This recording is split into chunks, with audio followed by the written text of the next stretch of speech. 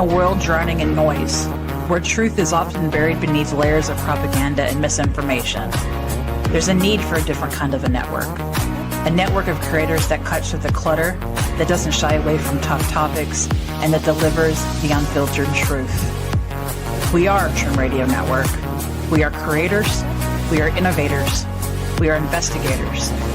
We're the ones who aren't afraid to call a spade a spade. If you're ready to participate in thought-provoking discussions, informational topics, and of course today's biggest headlines, subscribe to our YouTube channel today. We're Trim Radio Network. We're cutting the bull and serving the truth.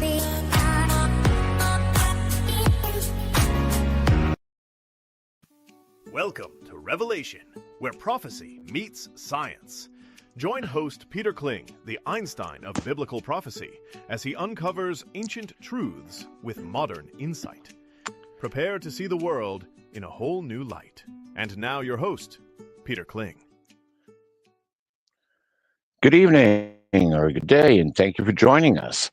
Do appreciate you, all of our listeners, joining Revelation tonight as we're learning more about the book of Revelation and how it affects our everyday life. We are living in these days of Revelation, and why I chose to focus on this is because these are the only prophecies within the whole Bible which pertain directly to our day. They weren't written for a previous application. They're written for us today. But yet so many people have no comprehension of what is really going on here or how to interpret it.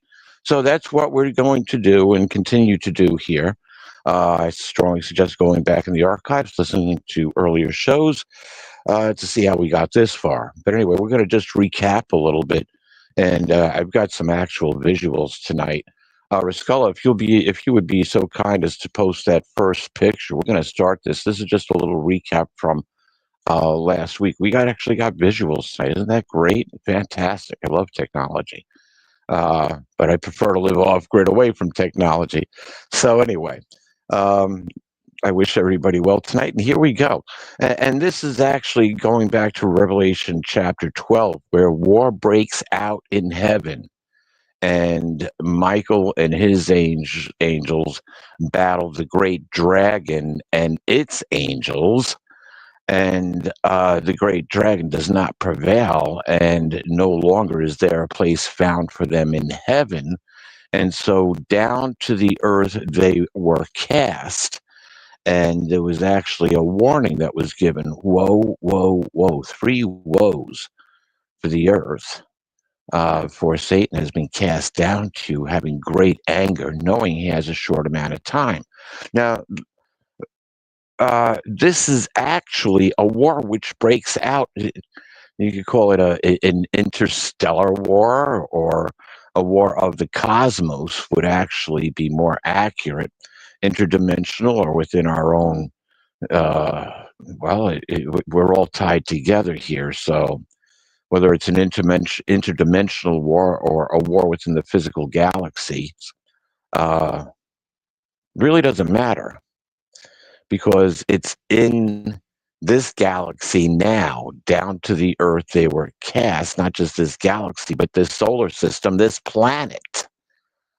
And it really makes us wonder what is so important about planet Earth.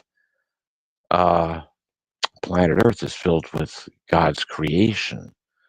The children of Yahuwah live on this planet. We were given this planet, and then we were invaded by extraterrestrials, interdimensionals, alien forces, however you want to term it.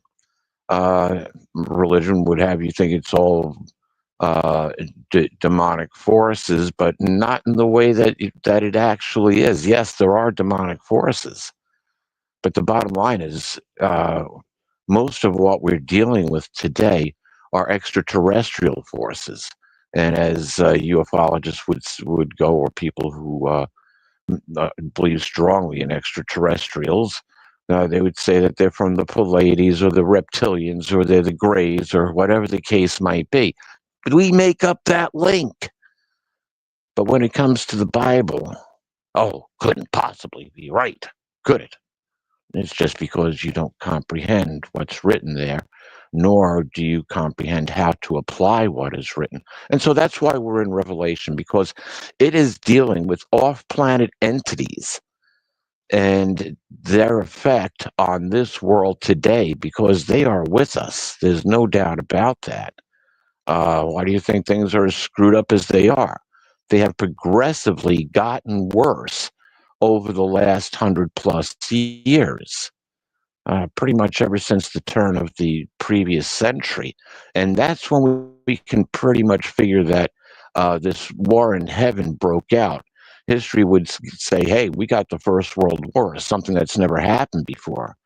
The entire planet at war with one another. And so out of the First World War, we were given a new organization, a government agency that was meant to oversee the nations, and it was the League of Nations. And here is the emergence of one of our beasts. But before we get there, Rose Scholar, can we have the next picture, number 2 there? Because this is the entity that we are truly dealing with. 7-headed, 10-horned, fiery colored dragon. Reptilians in charge, and the effect that they have had on this planet. 7 heads, 7 world powers: Egypt, Assyria, Babylon, Medo-Persia, Greece, Rome, and then the United States, or actually England and the United States, or the United Kingdom, the Anglo-American dual world empire. So you would have 10 horns given, 2 to Medo-Persia, 2 to Rome, and then 2 horns to the last of the Anglo-American world power. And these world powers seem to be led by off-planet entities. They all had their gods. From Egypt, the Assyrians, the Babylonians had probably more gods than anybody else. The plethora of gods that we get with Greece and Rome, and many of those gods are still worshipped today. However, when we get to where we are now, the gods have changed a little bit because we've become too sophisticated to believe in gods. We'd rather believe in extraterrestrials. It makes much more sense. But academia gets everything wrong anyway. It's like, we believe in extraterrestrials, but we all evolved on this planet. But anyway, so this 7-headed, 10-horned, 7 heads again for the world empires, and we can figure that each one of these world empires was led by a prince who served the king of the dragon system, or Satan itself. As we've read previously in the book of Ezekiel, that this was once the covering cherub of Eden. Boy, there's a whole lot there to unpack too. So where we are in this stream of time is this 7-headed, 10-horned, fiery colored dragon gets cast down to earth. And the following beast that we see, and Rascal, if we could have the next picture, actually, yeah, we're going to actually look at the next 2. But this depicts it quite nicely.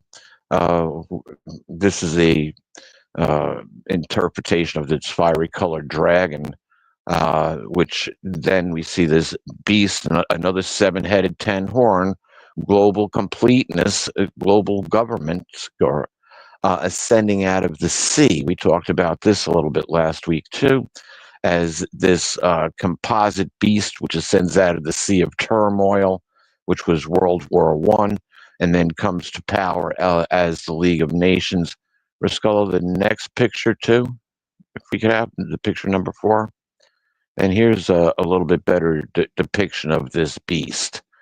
So these are always worldwide empires, or what signifies worldwide empires, the governments that started and the governments that we're under now. They're all linked together through this beast system.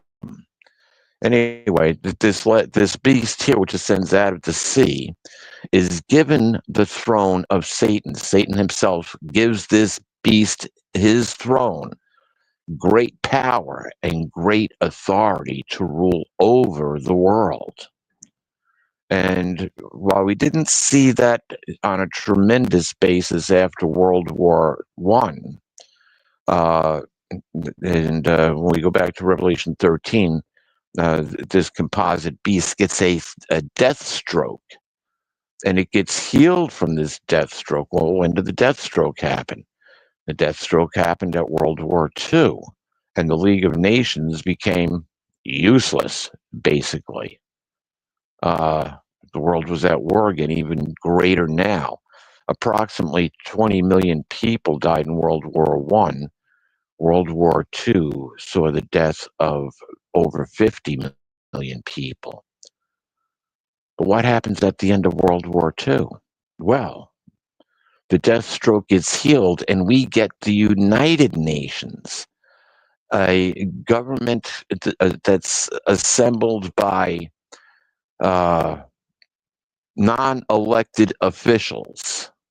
And we can see over the last several years, and we talked a little bit about this last week, how the government agencies of the United Nations has affected our daily lives, especially with the World Health Organization and the other units or the other subgroups which are connected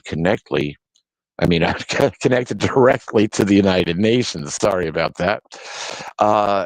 We see how the United Nations has gotten involved in so many different countries, and it's become very powerful, even more powerful than the League of Nations, because this time the United Nations had the backing of the United States of America Incorporated. A lot of people will say that the United Nations was a Rockefeller-invented entity. Well, the League of Nations was a Rothschild-invented entity, or those working with the Rothschilds that wanted to put together a government to rule over the whole planet. And when that failed, Rockefeller took over with the United Nations, a government to rule the whole planet. And what was the first thing that the United Nations did? Declare Israel a state. Imagine that. Israel, the house that Rothschild built. And that's why it said we're saving Israel for last. The Rothschilds, pretty much part of the synagogue of Satan.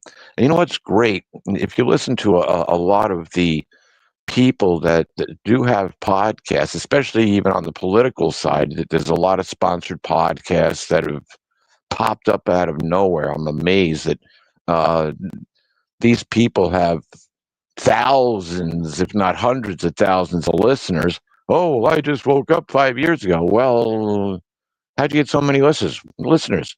Well, we're sponsored, and it's another version of propaganda, because who's sponsoring them? And so it keeps us in a political environment and politically wrapped up with what's going on. You see, we're being bombarded from every way possible.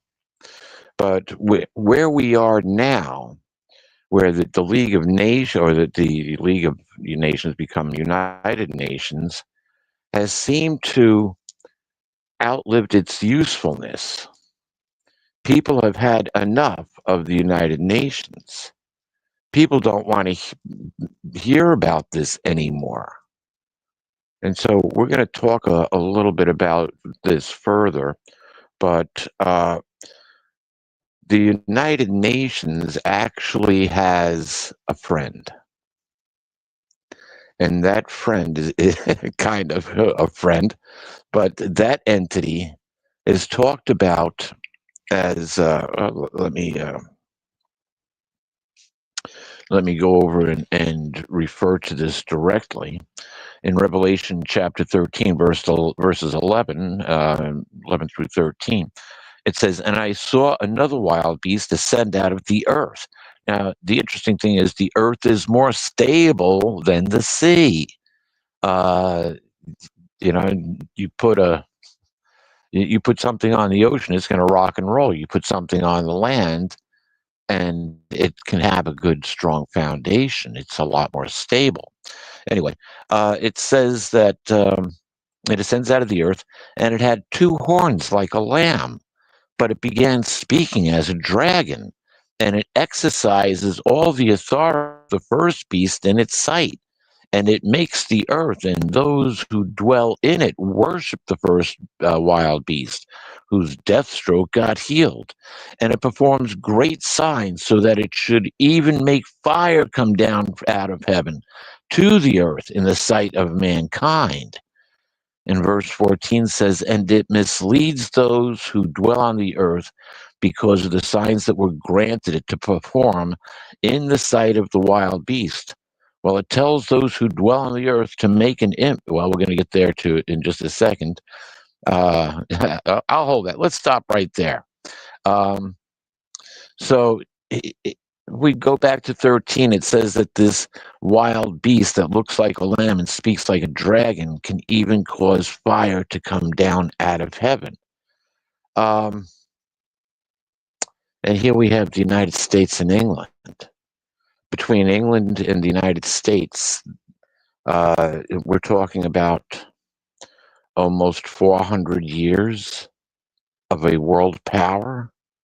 I guess England became a world power when they defeated the Spanish Armada, but they were vying for that. And interestingly enough, the English and the Spanish were cousins. The same families, royals fighting each other, infighting among the royals. That's never stopped either until they all turned upon the people. And there's still infighting among the royals, but now the people are being affected. And when you say, well, how can you make that application that it's the United States and England? Two horns, remember, a horn is a kingdom, a ruling section, and you've got two.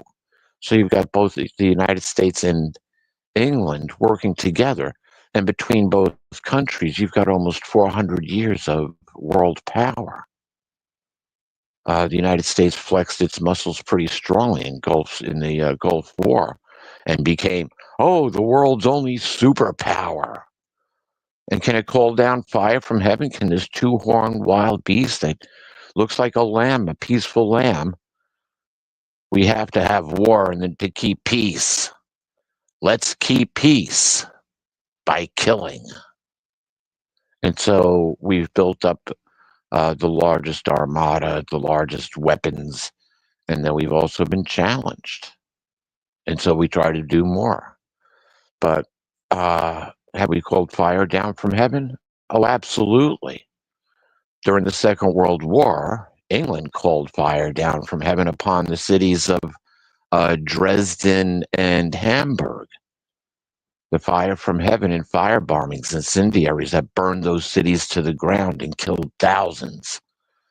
About the United States? Oh, absolutely. The fire bombing of Tokyo, 250,000 people killed through the incendiary and the fire bombing of Tokyo. And even worse, Nagasaki and Hiroshima, where atomic warfare burned those cities to the ground, incinerated virtually everything under that explosion. Literally fire from heaven. The only time that an atomic weapon has been used against a people, at least until the Ukrainian war. And that's a very touchy subject, and we're not going to get into that. No, we didn't see necessarily thermonuclear weapons exploded, even though some were reported. They were most likely neutron bombs that went off, killed many, many people. In the beginning of the war back 2014, 2015. Do the research, you can find it. But anyway, regardless, fire from heaven. fire from heaven. Now, the interesting thing is I started to read, and here's where we're going to start to jump, and we're setting up the stage actually for other things to come. But as we read verse 14, it talks about this two-horned wild beast. And actually, it starts off in 15, where no, just read it. It says, "And there was granted to it to give breath to the image of the wild beast, so that the image of the wild beast should both speak and cause to be killed all those who would not in any way worship the image of the wild beast." So wait a minute. We've got this wild beast, seven-headed, 10-horned wild beast, which ascends out of the sea. It gets a death stroke. Its death stroke gets healed. But then we've got this two-horned dragon speaking, it's actually the false prophet, but this dragon speaking lamb who wants peace in the name of war, has those in the earth build an image to the wild beast that was given Satan's throne, power and authority. Well, why would we need an image? Think about this. Why would we need an image of this wild beast? Riscola, if we could have actually let's do the lamb first, the lamb that speaks as a dragon. Actually, I should have chosen another picture, one that shows two horns, not just a lamb with a forked tongue, a black lamb. But yeah, this is kind of an interesting thing. A lamb with forked tongue. White man speak with forked tongue, huh? Interesting. Okay, and the following picture after that, there we go. And here, if you look back, that there in the background. Well, let's look at the foreground. You see this wild beast. This time, it's a red wild beast, a fiery colored wild beast. It's the image of that wild beast that came out of the sea. Well, why would they need to build an image? And it induces the people to worship the image of this wild beast. Well, what happened to the original wild beast? You know, that's something that would boggle my mind, and I couldn't figure out why would they need an image. I asked this question over and over again for years. Why would they need an image? Why would they need an image? And the answer actually comes. You got to. Revelation is not written in chronological order, but we can find out why they need an image to this wild beast, and that's in Revelation 16:10. And Revelation 16:10 says, "And the fifth one poured out his bowl upon the throne of the wild beast, and its kingdom became darkened, and they began to gnaw at their tongues for their pain. But they blasphemed the God of heaven for their pains and for their ulcers, and they did not repent of their works." The image their kingdom became darkened. Yes, people are tired of the United Nations, the Lucifer Trust, or the Lucian Trust. We're tired of this organization, which we are finding out has done things to control. You know, they just came out with a food pyramid. Was it last week, week before? You could eat about 2 eggs a week and have about a half a hamburger a week. And that's your protein consumption. What's that? Crickets I hear? Yeah. Enjoy seed oils, fruits, vegetables, but no protein. Your body can't rebuild itself without the protein. Think about that. They want the population physically weakened, mentally incapacitated, more easily to manipulate. all of these, nothing good has come out of the United Nations. And what we find is that the different organizations within the United Nations have certainly hurt the population a lot more than helped it. Oh, we'll send peacekeepers in there. Yeah, to exploit the land, to take control, to make things worse. When has the United Nations ever got involved in something where they walked away and said, "Oh, well, we fixed this and we fixed that, and we're able to, stabilize these parts of the world, and people are doing fantastic. They're prospering now, where before they were being devastated by civil war. Now, no, it's all an operation to capture, and we've realized that. We've realized that these guys have to go, and so does God." And so his bowl of anger, the fifth bowl of anger, gets poured out upon the throne. That power that was given from Satan to this worldwide organization, they lose their power. So what has to happen? What has to go on in order to gain control of the people? We see as one system falls, another system comes about. And yet some powers stay consistent within this system.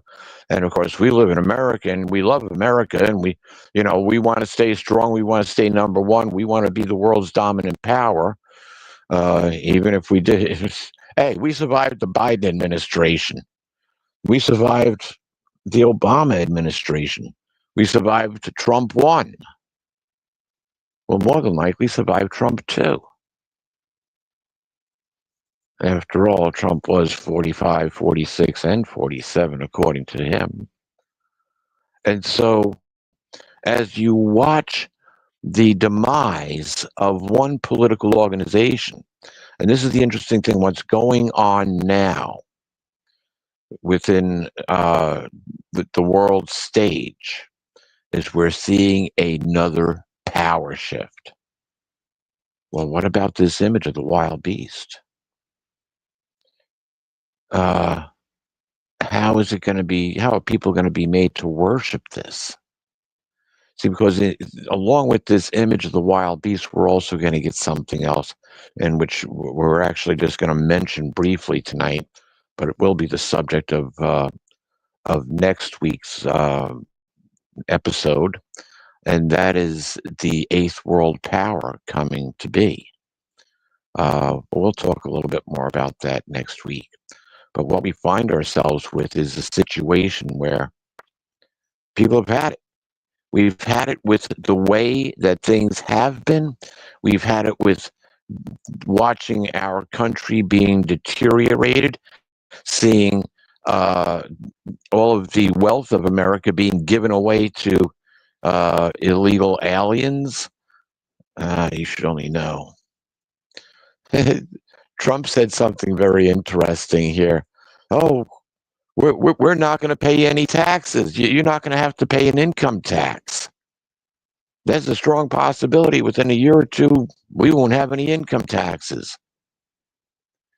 Newsflash, most people know this, before the Second World War, we really didn't have income tax. Of course, we lost our gold to the same people who established the Federal Reserve and the IRS. But once upon a time, we didn't have income tax. Think about that. Income tax is still legally, voluntarily. Try not to pay your income tax.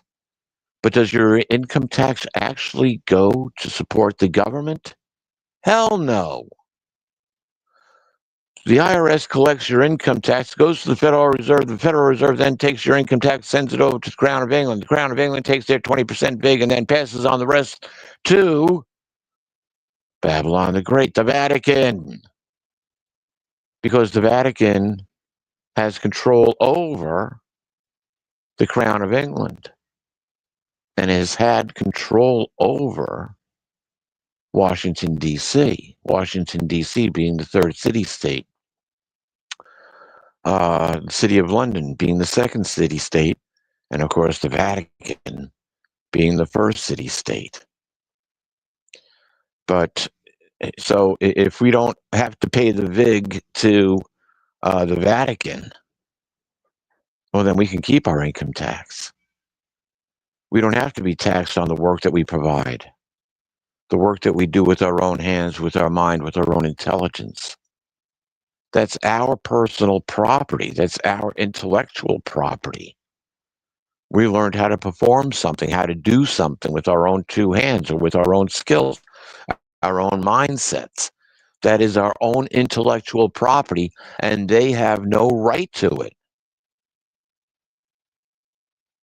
Think about it. And so by ending the income tax, what's Trump saying? We're not going to pay the Crown, and we're not going to pay the Vatican. Think about it. Now, how would you not have to pay the Crown and the Vatican? Well, those laws that control that have to come to an end, don't they? The Vatican would have to come to an end, wouldn't it? Yeah. So how does that happen? And if you're doing away with one control system, which is part of a satanic system, and the people have come to learn that it's part of a satanic system, what are you going to replace it with? The image of a satanic system, because we're still all within the same satanic system. They're basically shifting gears.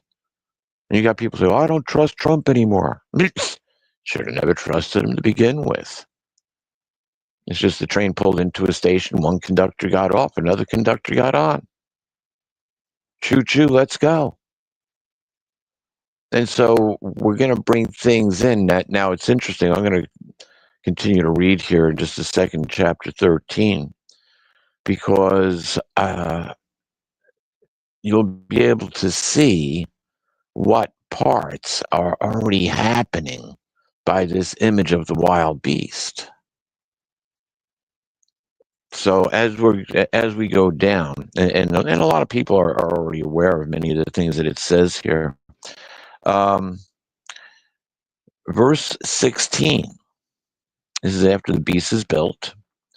And anybody who speaks against the beast should be killed, as it says at the end of 15. And 16 says, and it puts under compulsion all persons, the small, the great, the rich and the poor, the free and the slaves, that they should give these a mark in their right hand or upon their forehead, and that nobody might be able to buy or sell except a person having a mark, the name of the wild beast, or the number of its name. And here is where wisdom comes in. Let the one that has intelligence calculate the number of the wild beast, for it is a man's number, and its number is 666. 666. Now, is there a particular person that will come to power that will be this 666, an antichrist figure, as a lot of people believe? Yeah, that's very possible. That's very possible.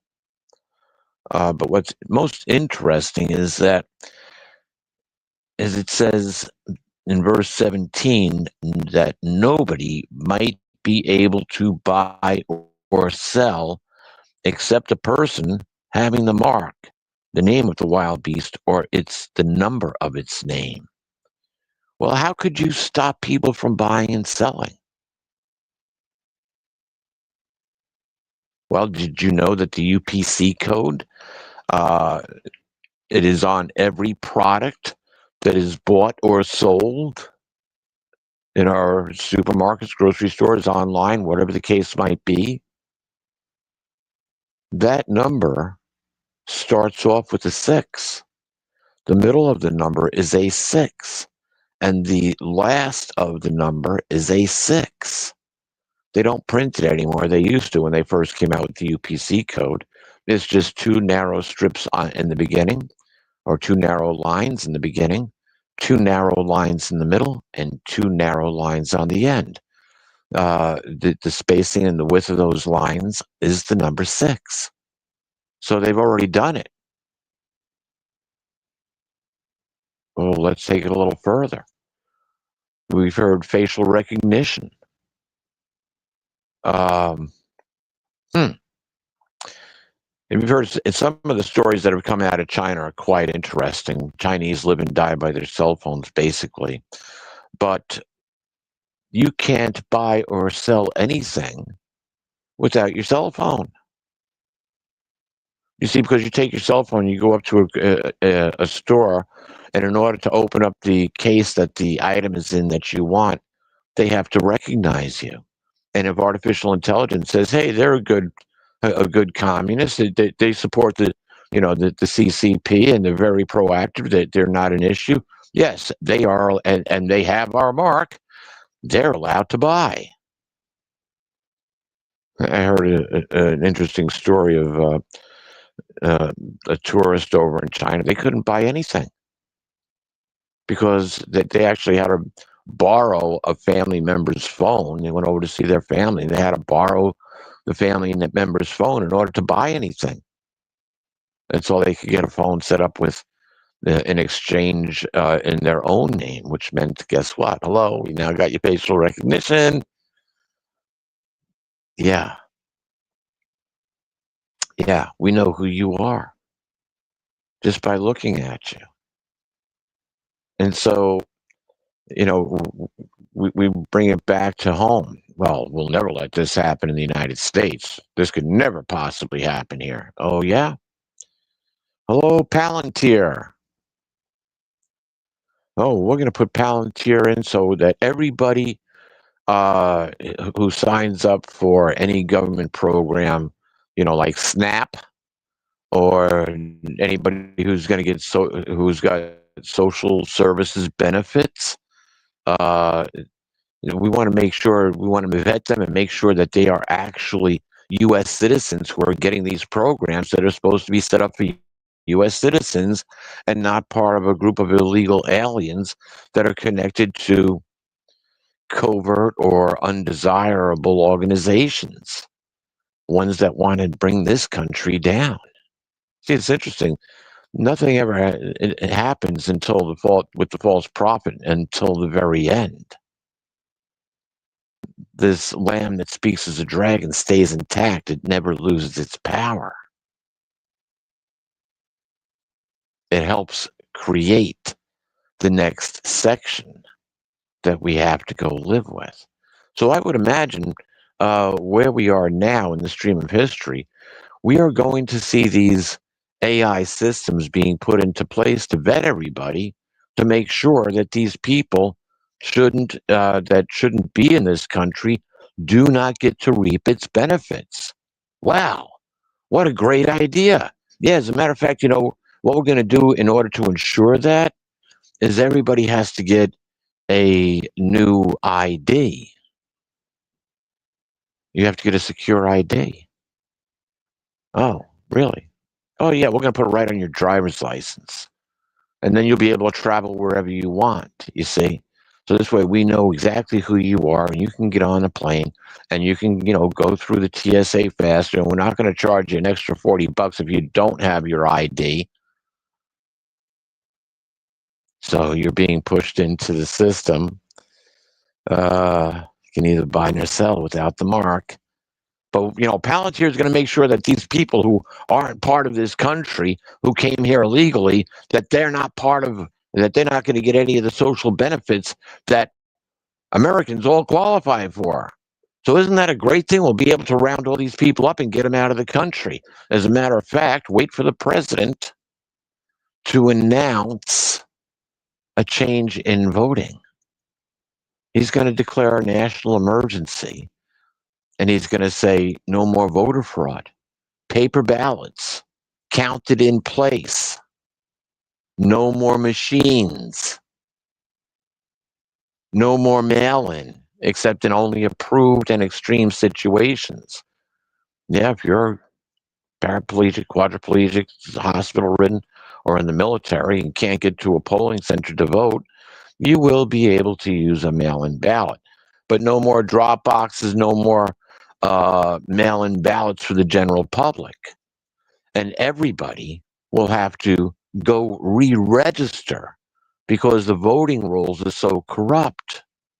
And so once you re-register, you see, now isn't this a great idea? Everybody gets to go re-register, so we make sure that it's only American citizens who get to take advantage of the programs that we have here set up for American citizens in this country. What a great idea.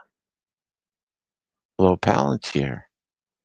Hello, all of the different surveillance systems that they have in place, which is allowing them to make arrests and to uncover drug cartels and the infiltration. I don't know if anybody's paid attention, but you notice how many U.S. officials are being caught up, and we're looking at low level right now for the most part, but it was different state officials are being caught up as part of the drug cartels. Just happened, we had one in Georgia last week. The week before that, there was one in Massachusetts. Second in appointed, he was the governor's assistant. I forget his exact title, but he was part of the drug cartel. I think part of the Sinaloa, I believe is what they said he was. And he had a distribution ring all set up within Massachusetts. The corruption has gone to every county in every state across the United States. And that's what they're going to ferret out. And so how do you do that? With AI surveillance systems, with new IDs. And you know what? Once this is all done, we'll be able to do great things because we will have cut so much waste and so much fraud out of the system that you're not going to have to pay taxes. That you'll be able to keep all your money. And once we have everybody with an ID, we'll know exactly who's got what money. And then if you don't bend your knee, when we say bend, we turn your money off. Yeah, invest in crypto, XRP, Bitcoin, Ethereum, whatever's out there. The Trump coin, Doge, whatever the case might be. So this way we can keep track of everything that you have and take it away at the flip of a switch. Think about it. We're being guided and manipulated and being forced to worship these systems. Now, we haven't seen a lot of this actually come out and be implemented, but we are right on the dawn, right on the brink of this. Because as one system comes down, another one is already taking its place. And so the deception and the subversion goes on. You see, we've got a beast with 7 heads and 10 horns. We've got lots of beasts with 7 heads and 10 horns, representing every world government that ever existed, or every world power that ever existed. Think about it. It's all together. And now it's all culminating. And it's culminating at a time that is now. Something I don't know whether I've said it on the Revelation program or not, but everybody wants to know the timing. Where are we? Where are we? When is he coming? There's still more prophecies that have to be fulfilled, but many are either in fulfillment or have been fulfilled. Think about it. And these are all coming about. Where we're going has already been decided. We are headed for the Great War of Armageddon. If we go back to chapter 15, And we look at verse, and this is another very interesting one, considering the geographical ramifications or the geological ramifications that are going on right now.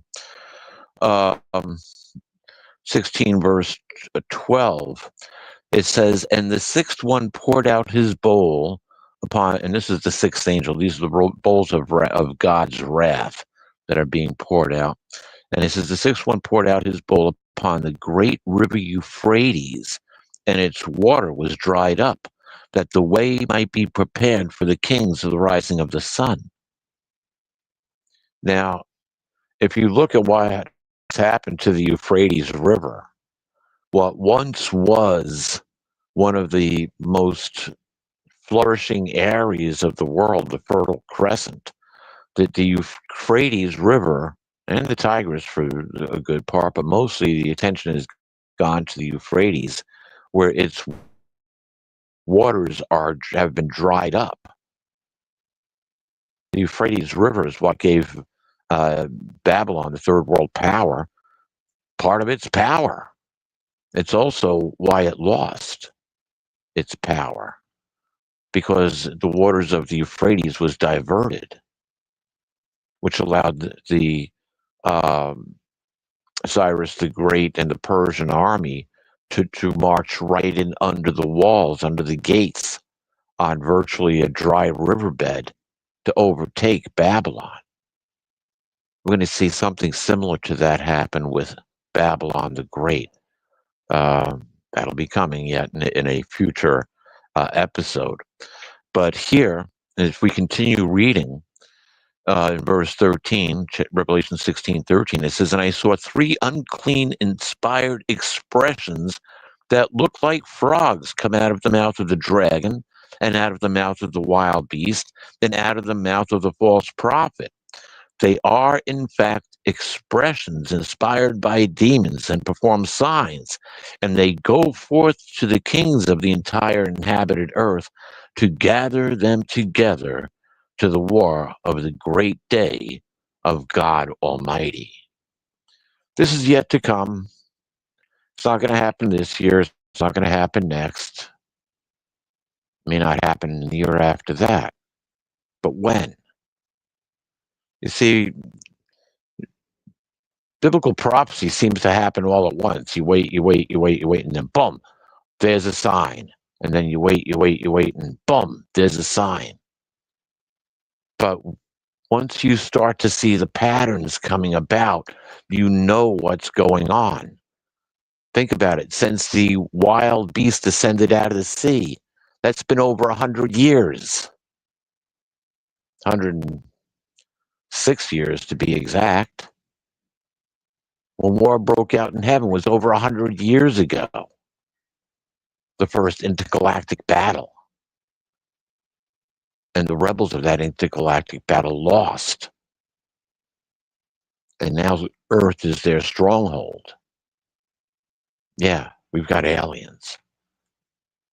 Nasty ones. Ones that demand child sacrifice. Just like the gods of old did. What happens to 800,000 children go missing in the United States every year? They usually find somewhere around 250, 275,000, which have been either runaways from home or they were kidnapped by a parent or a relative, but that leaves 500,000. Where do 500,000 American kids go every year? We know that 300,000 children went missing with the Biden invitation to come to the United States. And so as we had these millions of people cross the border, 300,000 children just disappeared. Where'd they go? Hello, Sleepy Joe. Where did they go? So we're seeing these things play out in these times in which we live. Now, to get a handle on how things are, I've said this on other radio stations. I don't think on other shows. I don't think I've said it on this show tonight so far. But here's a fact. 2029 will be the 2000th year anniversary that Jesus started his ministry. 2033 will be the 2000th year anniversary of his death. There's a whole nother show there. And here we are getting ready to enter 2026. So how long do we have to go? Think about it. So we've got great signs to see yet. There'll be more evidence in the heavens above, more evidence right here on the planet. We're facing some very interesting times. But is this the end of the world? Is this the end of civilization? Well, it might be the end of civilization as we know it, but no, we're going to be around for a long time. One of my favorite scriptures, and it has been for many, many years, and it's why we're in this fight to begin with. But one of my favorite scriptures in the entire Bible is in Revelation. It's in Revelation, the 21st chapter, and it's verses 1 through 4, but primarily verse 4. And verse 4 says, and he will wipe out every tear from their eyes, and death will be no more. Neither will mourning, nor outcry, nor pain be any more. The former things have passed away. Wait, what? There's not going to be any tears? There's not going to be any more death? In a world that seems to live on death? We're going to wipe out death? We talking about med beds? No, we're talking about a change of situation right here on the earth. You see, this was a promise to all of those who remained faithful, to all of those who turn around and wake up from being put to sleep or being distracted by the satanic system of evil and decide that, yes, I am a child of God. I'm a child of the Most High. I have a right to live on this planet that no one can take away because this right was given to me by the Creator itself. Think about it. Are you going to exercise that right? Are you going to let the world powers take that away from you? You see, they want the right to rule over our lives, to tell us when we can eat, or what we can eat, how much we could eat, what we are allowed to say, what we can't say, what we are allowed to do. Oh, you don't have an ID. I'm sorry, you can't travel. You can't enter certain buildings. You got to have a real ID. Otherwise, we don't know who you are. You don't need to know who I am. I know who I am. God knows who I am. We're okay. You see, by exercising our faith in these promises, we make that part of our belief system, and it strengthens our hearts. It gives us something to look forward to, because we know that we'll be on the right side of this little adventure that we call life on Earth, and that we'll be able to stand up to the satanic system of evil that's controlling this planet. But we're going to see one type of satanic evil fall to the wayside, only to be replaced with another type of government. That's going to be part of our topic of conversation next week. The seven world powers. But it starts off a little bit sooner than that. We'll be covering Revelation chapter 9 and Revelation chapter 17. Chapter 9 is quite interesting because it starts off with CERN. It actually starts off with the war that breaks out in heaven. And one of the stars that fall from heaven is given the key to the pit of the abyss. And he opens the pit of the abyss. And what does he release? We'll find out next week. We'll find out how that affects our lives even right now. the evidence would lead us that this has something to do with what happened in 2012, 2013. Remember the Mayan calendar? Oh, the end of the world is coming 2012. Nibiru's coming. Planet X. Wait a minute. That was over 10 years ago. We're still here. Nothing's happened. Nothing that most people have recognized has happened. But a lot of things have happened. And one of the things that happened is we got the Mandela effect. So we're in this for a little bit longer. We've got a lot of things to work out yet. And that's good because it gives us time to comprehend what's going on and to be able to draw our alliances, our allegiances to the right cosmic energies and to reclaim our birthright back to this planet and to he who it was given to originally, and that would have been our forefather Adam. So essentially the Adamites, through his son Seth, are fighting the Canaanites who want to kill, or willing to kill their brother for domination, or willing to sacrifice their own children to the gods who rule over them. We don't have a fight against each other. I love what it says. It actually comes out of the book, and I've read this before several times. The book is a loose translation of the Bible, but and a lot of people know this in Ephesians chapter 6, verses 11. It's just that the book puts it so interestingly. It says, "For we are not," excuse me, I'm getting a little dry here in the throat.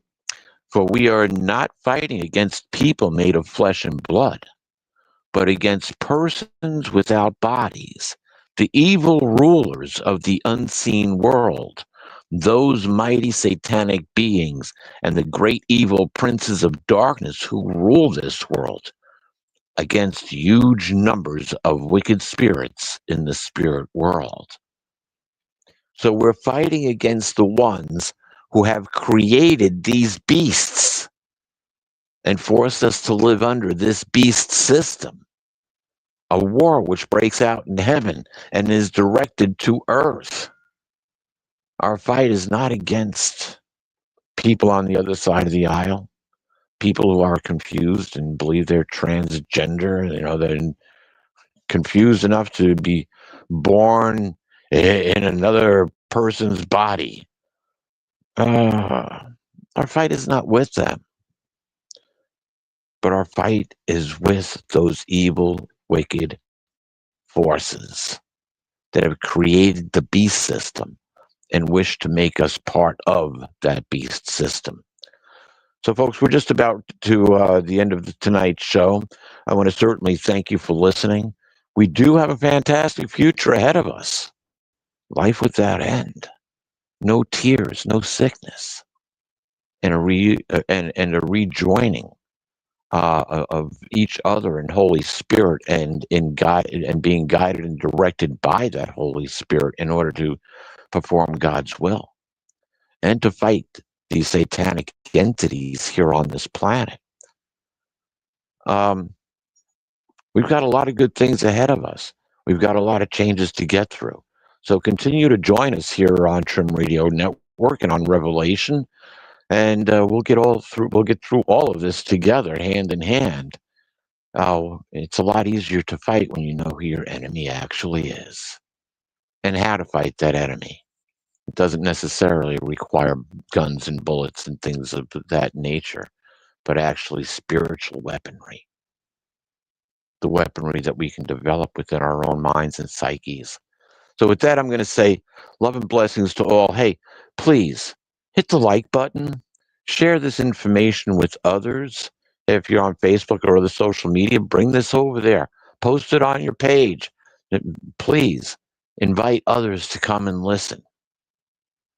We also have a lot of other shows on Trim Radio Network tomorrow evening at 8 p.m. Eastern. You'll be able to listen to the Positude podcast on Saturday at 9 p.m. Eastern. We have our Red Pill reality show. All of these Red shows Pill. bring great Red Pill. Sorry, Scala. The Red Yeah. Pill reality show. I'm taking a break, so the next show is going to be on the 13th. Ah, okay. So there you go, right from the man's mouth himself. So the 13th, that'll be a week from Saturday. I guess it'll be a week from Saturday. So join us here. There's usually a show. We've got a lot of different shows that are on Stu Shear's Money and Change, and Mike Behas's shows. And he does a great football show. If you're into college football. So yes, join us, hit the like button, subscribe, and share our content with others. With that, I'm going to say love and blessings to all. Have a fantastic night. We'll be back here again next week.